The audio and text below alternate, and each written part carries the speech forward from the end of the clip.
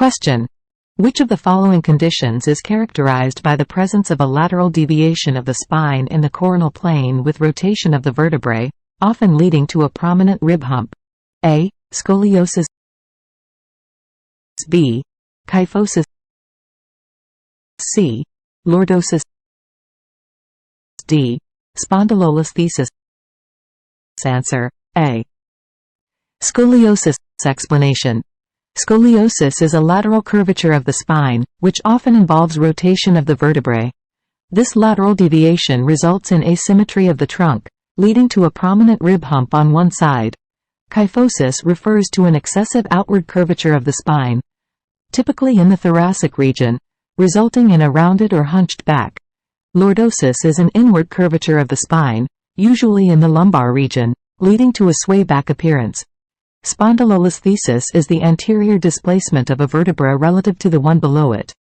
Question: what is the most common congenital abnormality of the foot, characterized by a fixed plantar flexion of the ankle, inversion of the foot, and adduction of the forefoot?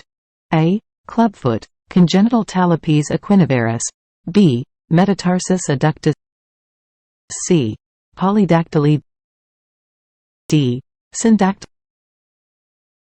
Answer: A. Clubfoot, congenital talipes equinovarus. Explanation: clubfoot, or congenital talipes equinovarus, is the most common congenital abnormality of the foot. It is characterized by a fixed plantar flexion of the ankle, inversion of the foot, and adduction of the forefoot.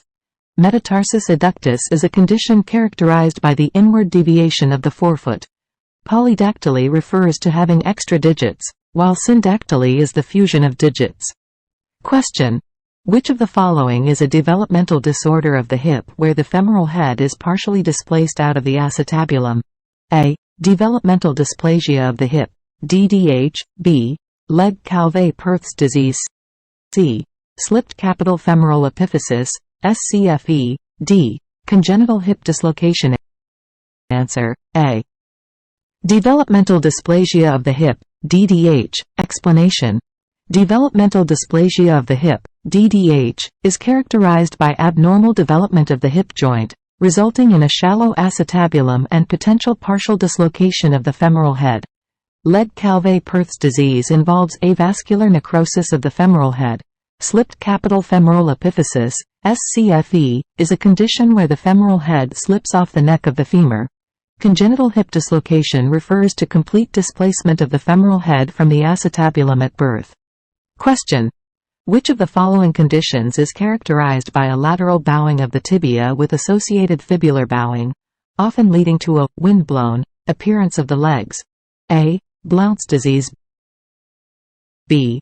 Osteogenesis imperfecta. C. Congenital pseudoarthrosis of the tibia. D.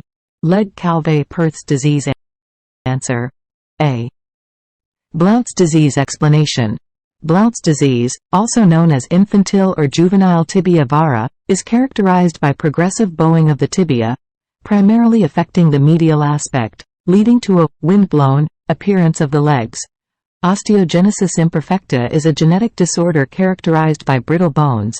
Congenital pseudoarthrosis of the tibia involves a pathologic fracture that fails to heal properly. Legg-Calvé-Perthes disease involves avascular necrosis of the femoral head.